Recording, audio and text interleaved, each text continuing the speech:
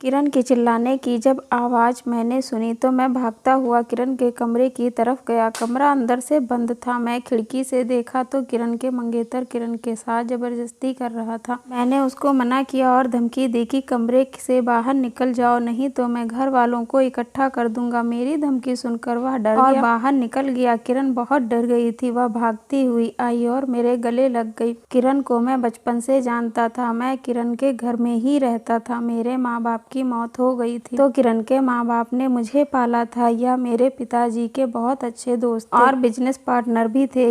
यह सगाई किरण की मर्जी के खिलाफ हुई थी, इसलिए किरण अपने मंगेतर को पसंद नहीं करती थी। किरण मेरे गले लग के रोने लगी और मैंने कहा कि चुप हो जाओ, अब सब ठीक है। आज किरण की बड़ी बहन की शादी है। नीचे बारात आई हुई है, बैंड बाजे बज रहे हैं, जिसकी वजह से किरण की आवाज़ किसी को सुनाई नहीं देती है। मुझे पता था कि किरण मुझे पसंद करती है और किरण के मंगेतर को भी यह पता था कि किरण उसे पसंद नहीं करती है, इसलिए वह किरण के साथ ज़बरदस्ती करने की कोशिश कर रहा था। जिस कॉलेज में मैं और किरण पढ़ते थे, उसी कॉलेज में किरण का मंगेतर भी पढ़ता था। तभी से वह किरण के पीछे पड़ा हुआ था। उसने किरण के पिता को कंपनी के साथ कोलैब करने का वादा किया और बिजनेस में अच्छा प्रॉफिट दिलाने का भी वादा किया। किरण के पिता की कंपनी काफ़ी टाइम से घाटे में चल रही थी, इसलिए वह किरण की सगाई उसके साथ करवा देते हैं।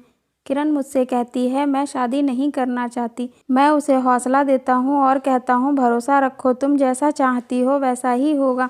किरण की शादी को अभी काफ़ी टाइम था। मेरे पिताजी और किरण के पिताजी कभी बिजनेस पार्टनर हुआ करते थे, इसलिए इस कंपनी में काम करने का मैंने फैसला किया और दिन रात मेहनत करके इस कंपनी को मैंने दोबारा खड़ा किया।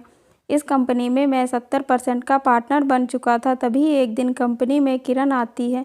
उस दिन किरण बहुत ही सुंदर लग रही थी। कंपनी लगातार ऊंचाइयों की तरफ जा रही थी। इसी खुशी में कंपनी में पार्टी रखी गई थी। पार्टी में सभी लोग इकट्ठा हुए थे। उस दिन किरण का मंगेतर भी आया था। किरण ने ऑफ वाइट कलर का गाउन पहन रखा था। आज उसके सामने चांद की खूबसूरती भी फीकी लग रही थी।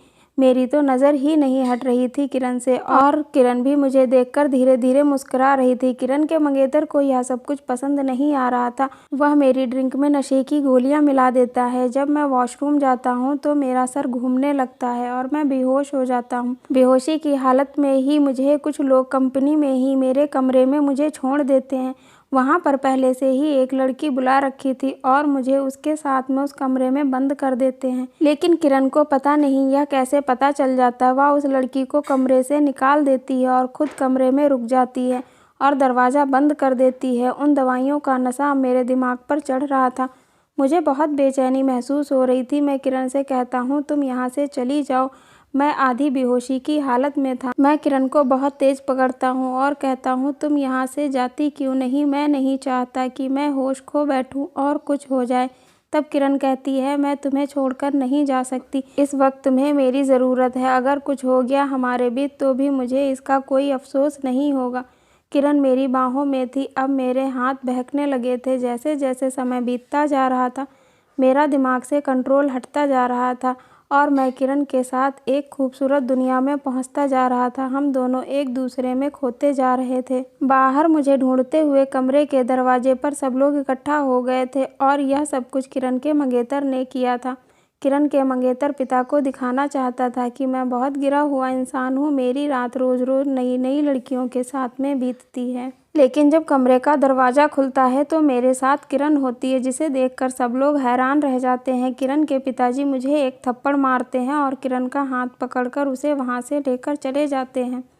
किरण का मंगेतर यह सब कुछ देखकर बहुत हैरान रह जाता है कि लड़की कैसे बदल गई। किरण के पिता किरण से बहुत नाराज़ होते हैं, लेकिन किरण अपने पिता को साफ साफ कह देती है, मैं इनसे प्यार करती हूँ और इनसे ही शादी करूँगी। अगर आपने ज़बरदस्ती अपनी पसंद के लड़के से मेरी शादी कराने की कोशिश की तो अंजाम अच्छा नहीं होगा। और किरण अपनी सगाई तोड़ देती है।